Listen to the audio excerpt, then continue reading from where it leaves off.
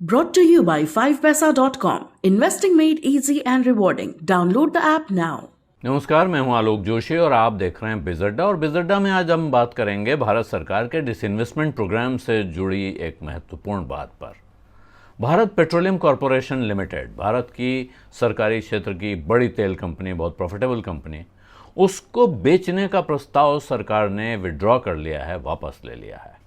सरकार Bharat petroleum corporation में अपनी पूरी 53% हिस्सेदारी बेचने जा रही थी और उसने ये प्रस्ताव रखा हुआ था। उसने इसके लिए एक्सप्रेशन ऑफ इंटरेस्ट पिछले साल मार्च 2020 में मंगाए थे और नवंबर 2020 तक कम से कम 3 पार्टियों ने एक्सप्रेशन ऑफ इंटरेस्ट यानी इस कंपनी का ये हिस्सा खरीदने में दिलचस्पी दिखाई थी। ये खबर है। 52.98% हिस्सेदारी है, लेकिन अब वो 53%, उसको हम मोटे तौर पे 53% कह रहे हैं। लेकिन अब ये किस्सा पूरी तरह फंस गया है, क्योंकि सरकार का कहना है कि जो बिडर्स हैं, जो बोली लगा रहे थे इस हिस्से के खरीद के लिए, उनमें से मेजॉरिटी का मतलब समझिए 3 बिडर थे अगर, तो उनमें से 2 बड़े बिडर्स ने कहा है कि इस वक्त दुनिया की एनर्जी मार्केट का जो हाल है, इसमें हम इस सौदे को आगे नहीं बढ़ा सकते हैं, यानी अब हम बोली लगाने की स्थिति में नहीं दिख रहे हैं और ये भारत सरकार के इस प्राइवेटाइजेशन या विनिवेश कार्यक्रम में हम हिस्सा नहीं ले पाएंगे। और इसी वजह से ये मामला अब लटकता हुआ दिख रहा है। और जो लटकने की वजह हैं, क्या चीज़ हो, 2 बिडर्स, 3 में से 2 बिडर्स ने अपने नाम वापस लिए हैं और जो उन्होंने मामले उठाए हैं, जो मुद्दे उठाए हैं, उनमें एक ख़ास तौर पे जो है प्राइसिंग पर क्लैरिटी का सवाल है कि भाई दाम कहाँ होगा, कैसे होगा, कौन तय करेगा। और ये सवाल आपको पता ही है, इस धंधे का सबसे पेचीदा सवाल है, पिछले कई वर्षों से उठ रहा है। एक बार तो रिलायंस और एस्सार पूरे भारत में अपने पेट्रोल पंप खोलने के बाद बंद कर चुके हैं इसी किस्से में, और अब ये सवाल दोबारा खड़ा हो गया है। और भारत का ये विनिवेश कार्यक्रम का एक बहुत महत्वपूर्ण, बहुत ही महत्वाकांक्षी प्रोजेक्ट है जो लटका हुआ दिख रहा है।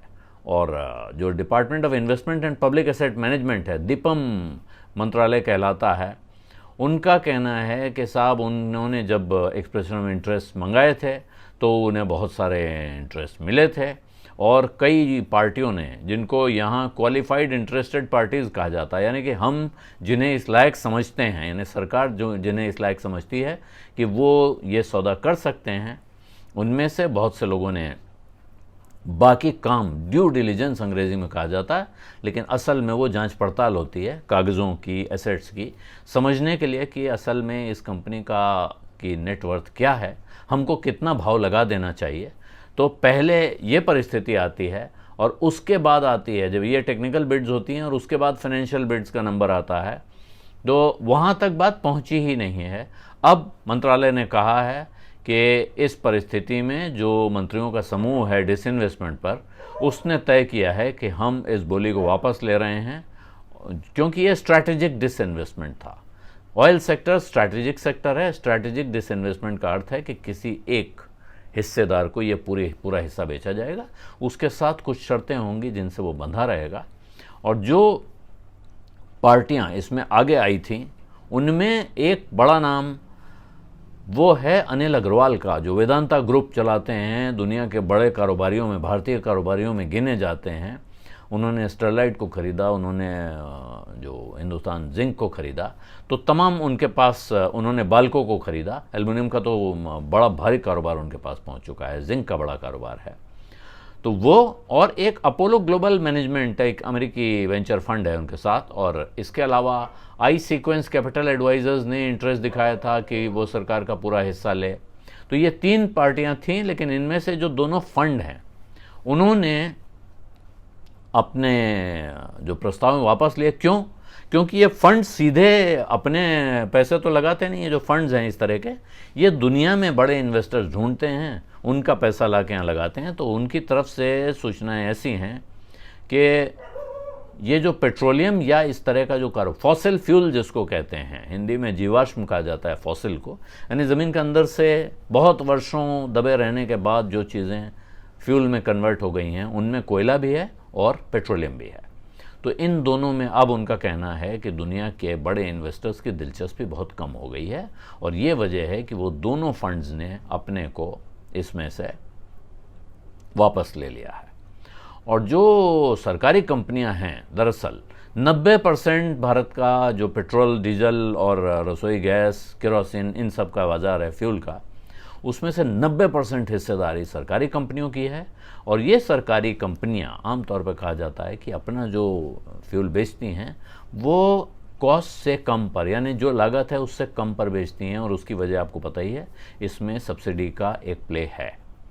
हालांकि ये बहुत समय से कहा गया है कि अब ये सब कुछ बाज़ार के भरोसे छोड़ दिया गया है, लेकिन कितना बाज़ार के भरोसे है और कितना अभी भी सरकार इसमें भूमिका निभाती है, ये सवाल है जिसने इन निवेशकों को अटकाया हुआ है और जिन्होंने इस सौदे को फंसा दिया है। और अब हो सकता है कि सरकार नए सिरे से विचार करे। अब सरकार ऐसा सोच रही है कि शायद वो, जैसे उसने LIC में किया, कि वो जो सेल का हिस्सा है उसको कम कर दे।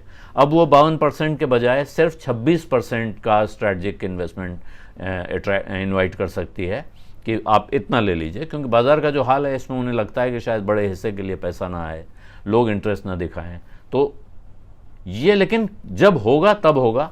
आज की तारीख में खबर यही है कि BPCL के डिसइन्वेस्टमेंट का मामला अब ठंडे बस्ते में चला गया है, और इसके साथ ही अब सरकार के लिए, वित्त मंत्रालय के लिए और आने वाले बजट के लिए एक नई चुनौती खड़ी होती है कि वो अपने डिसइन्वेस्टमेंट प्रोग्राम को, इसके जरिए पैसा जुटाने के कार्यक्रम को कैसे पटरी पर वापस लाएगी।